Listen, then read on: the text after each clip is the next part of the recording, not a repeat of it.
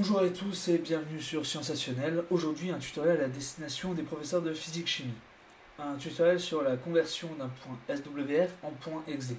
Alors pourquoi convertir un point SWF en point exe? C'est tout simple, parce qu'après décembre 2020, donc à partir de 2021, les points SWF ne vont plus être lus par les navigateurs internet récents. Il est fort à parier que cette mise à jour soit faite dans tous les établissements scolaires de France. Donc ça va être très compliqué de vouloir ouvrir des points SWF sans installer quelque chose. Alors, soit vous avez un système portatif sur votre clé USB qui vous permet de lire le document, auquel cas les élèves n'ont pas accès facilement à ce document puisqu'ils vont devoir installer un logiciel pour le lire. Si vous voulez qu'il soit lu de manière universelle sur tous les ordinateurs Windows, il vous suffit juste de convertir en point .exe, c'est-à-dire une application. Donc pour ce faire, on va utiliser un exemple. Donc j'ai envie de faire utiliser bbexplorer.swf à mes élèves, donc pour Blackbody, BB Explorer, donc on va explorer Blackbody. Donc on voit que c'est pas juste une animation, hein, c'est quelque chose que l'on peut bouger, il y a plein de choses, des boutons, on peut demander plein de choses à cette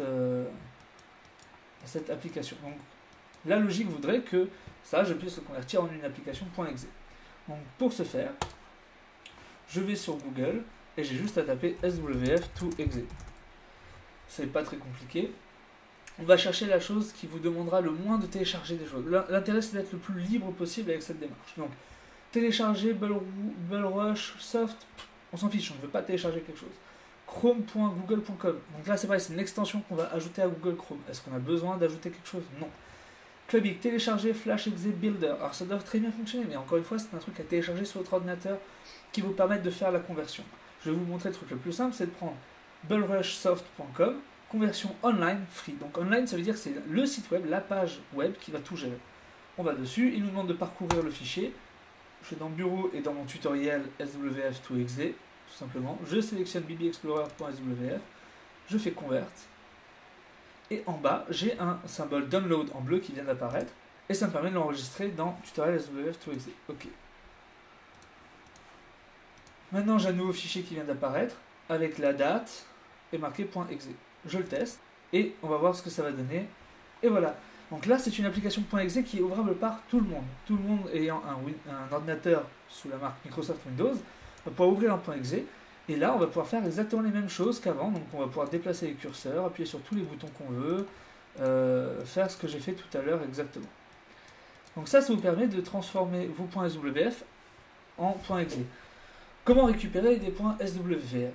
Alors il y a plusieurs solutions. Soit vous savez exporter vos points FLA en points SWF parce que vous êtes le créateur de ces animations.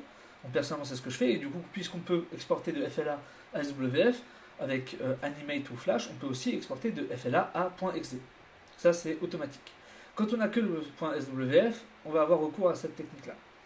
On obtient aussi un point SWF en regardant un site web et en essayant de chercher dans son code source où est-ce qu'est contenu le point SWF. C'est une méthode un peu compliquée parce que ce n'est pas forcément avec l'autorisation de l'auteur que de vouloir diffuser son document de clé USB en clé USB ou d'ordinateur en ordinateur.